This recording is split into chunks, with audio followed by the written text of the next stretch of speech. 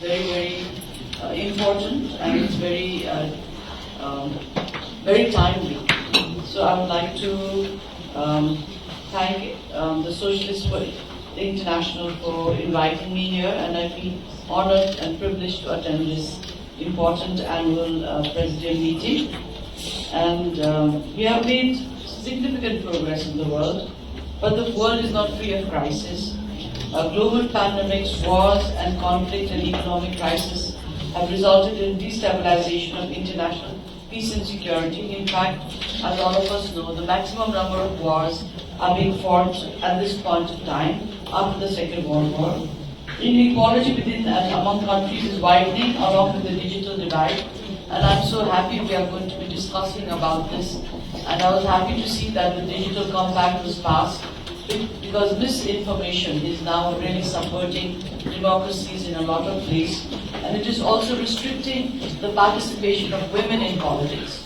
And I was recently at a meeting, just last week, at a meeting of women foreign ministers in Canada, in Toronto, and there were 15 of us from all over the world.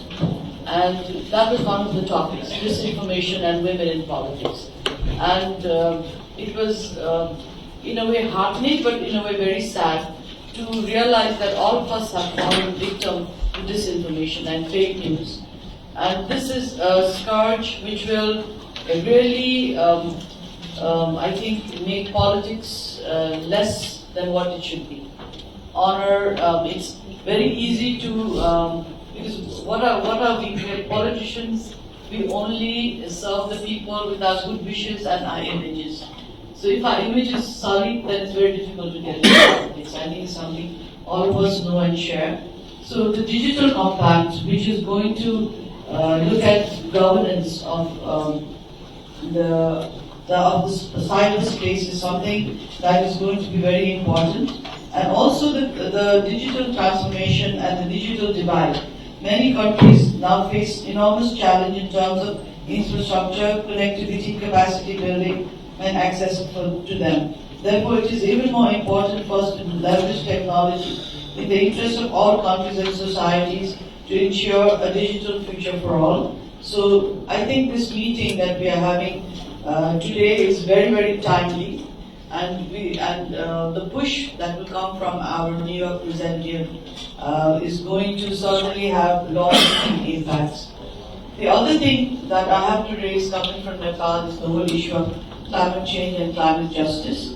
Currently, climate change has emerged as the gravest threat to our planet, people, and prosperity. We witness record high temperatures every passing day, month, and year.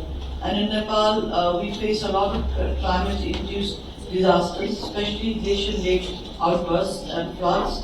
Even recently, we had a flood in a village, and all the infrastructure got swept away. And it's very, being a mountainous country, I'm sure the other mountainous countries around this table will also agree that it's very, very expensive and difficult to put infrastructure in the mountains. And now we put it, and then it's gone. So luckily this time, because of early warning, we didn't lose many people, but we lost the entire village. So these kind of disasters are becoming more and more often, more common, and more scary. So what is the world going to do about it? And it's got, and countries like Nepal are disproportionately affected by the climate change impact. Together we must address this existential threat, and the polluters and the people who are responsible for increasing the temperature should really, put their money where the talk is, and not only talk about reaching a certain level of decreasing the temperature and paying the price for climate change. Because I think after some time, even the biggest sum of money is not going to make a difference. This is going to affect all of us. So this is a very, very serious issue that we have to take forward. Then the whole issue of democracy and human rights, it still remains critical. Nepal has been a democracy on and off since the 1950s. Now we have a steady government. Two of the largest parties, the Nepalis Congress Party, which is Nepal's Social Democratic Party, and the the Marxist-Leninist Party of Nepal, we have come together to form a government, because there was a lot of populist kind of sloganeering going around prior to this, and a lot of political instability. So the whole thing that we have to do now is to, in order to achieve peace and progress, there has to be stability and social justice.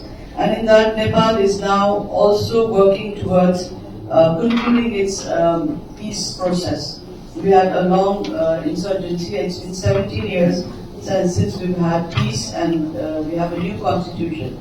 But still, the transitional justice process had not been concluded.